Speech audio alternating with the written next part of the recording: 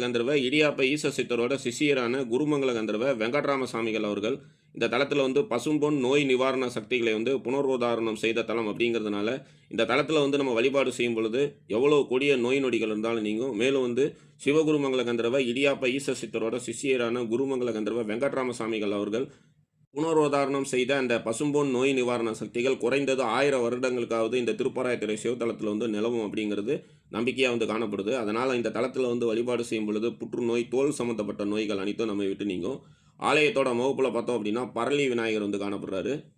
ஸ்ரீ அகண்ட நாம மகரிஷி என்ற மகரிஷி பரளி விநாயகரோட திருவடியில் ஜீவ சமாதி கொண்டு அருள் பாலிக்கிறதுனால பக்தர்களோட அனைத்து அகண்ட பிரார்த்தனைகளும் நல்ல முறையில் இந்த தலத்தில் இருக்கக்கூடிய பரளி விநாயகர் நிறைவேற்றி தரதாக சொல்லப்படுது. இந்த தலத்தில் இருக்கக்கூடிய இந்த பரளி விநாயகரை நாம் என்ன பிரார்த்தனை செய்தாலும் அந்த பிரார்த்தனை இங்கே இருக்கக்கூடிய பரளி விநாயகரோட அருள்னால நமக்கு சித்திக்கும். அகண்ட பிரார்த்தனை அப்படின்னா ஒரு எடுத்துக்காட்டுக்கு சொல்லணும்னா, நம்ம மட்டும் முக்தி அடையக்கூடாது, நம்மை சார்ந்தவங்களும் முக்தி அடையணும் அப்படின்னு சொல்லி இந்த பரளி விநாயகர்கிட்ட நம்ம வழிபாடு செய்யும் பொழுது நம்மை சார்ந்த அனைவருக்கும் முக்தியை அளிக்கக்கூடிய அமைப்பில் இந்த தலத்தில் பரளி விநாயகர் காணப்படுறது ஒரு தனி சிறப்பு.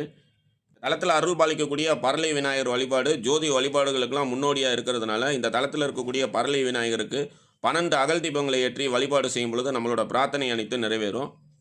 ஆலயத்துக்குள்ளார வந்தோன்னா முதல்ல பரளி விநாயகரை வழிபாடு செய்யணும். அதன் பிறகு ஆலயத்தோட வெளிப்பிரகாரங்களை எவ்வளோ பாதக்குறடோடு காணக்கூடிய முருகபெருமான் ஆலயத்தோட கோபுரங்கள்லாம் வணங்கிய பிறகு ஆலயத்துக்குள்ளார சென்று அங்கே இருக்கக்கூடிய ராசி கட்டத்துக்கு முன்னாடி நின்று வழிபாடு செய்த பிறகு சிவபெருமான் அம்பாலெல்லாம் தரிசனம் செய்துட்டு பசும்பொன் சித்தரையும் தரிசனம் செய்து ஆலயத்தோட பிரகாரங்களை முடித்ததும் நாம் பெற்ற அனைத்து வழிபாட்டு பலன்களையும் ஆலயத்தோட ஒரு தூணில் ஒரு இடத்துல இருக்கும் தாருகா ஜோதி அப்படின்னு அந்த இடத்தையும் காமிக்கிறேன். அந்த இடத்துல நம்மளோட வழிபாட்டு பலன்கள்லாம் சமர்ப்பணம் பண்ணணும் அப்படின்னு சொல்லி சிவகுருமங்கல கந்தர்வ இடியாப்ப ஈச சித்தரோட சிஷியரான குருமங்கல கந்தர்வ வெங்கட்ராம சாமிகள் அவர்கள் அருளி அகஸ்தியர் விஜயத்தில் குறிப்பிடப்பட்டிருக்கு.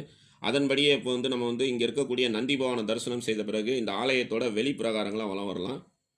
இந்த மாதிரி இந்த ஆலயத்தோட வெளிப்பிரகாரங்கள்லேருந்து நம்மளோட வழிபாடை தொடங்குறது மூவிதழ் ஜோதி வழிபாடு அப்படின்னு சொல்லி சிவகுருமங்கல கந்தர்வ இடியாப்ப ஈச சித்தரோட சிஷியரான குருமங்கல கந்தர்வ வெங்கட்ராம சாமிகள் அவர்கள் அருளி அகஸ்தியர் விஜயத்தில் குறிப்பிடப்பட்டிருக்கு.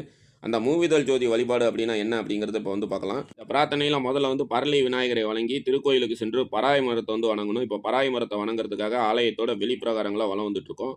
அதன் பிறகு பாதகுரட்டோடு இருக்கக்கூடிய முருகபெருமானையும் அதன் பிறகு பார்த்தோம் அப்படின்னா கோபுரங்களையும் தரிசனம் செய்த பிறகு ஆலயத்துக்குள்ளார சென்று ஊர்த்துவ தாண்டமூர்த்தி, நர்த்தன காளி ஆகியோரை தரிசனம் செய்து பசும்பொன் மயிலாம்பிகை சிவபெருமானை எல்லாரையும் தரிசனம் பண்ணணும். பசும்பொன் மயிலாம்பிகை அண்ணி கண்ணாடியில் தரிசனம் செய்கிறது ஒரு சிறப்புன்னு சொல்லப்பட்டிருக்கு. அதன் பிறகு பசும்பொன் சித்தரையும் வழிபாடு செய்த பிறகு நாம் பெற்ற வழிபாட்டு பலன்கள் அனைத்தையுமே தாருகாவனேஸ்வரிடமிருந்து வந்த மூவிதழ் தாருகா ஜோதியிடம் அர்ப்பணிக்கணும் அப்படின்னு சொல்லி அகஸ்தியர் விஜயத்தில் குறிப்பிடப்பட்டிருக்கு. அதன்படியே இப்போ நம்ம இந்த ஆலயத்தோட வெளிப்பிரகாரங்களாக வளம் இருக்கோம்.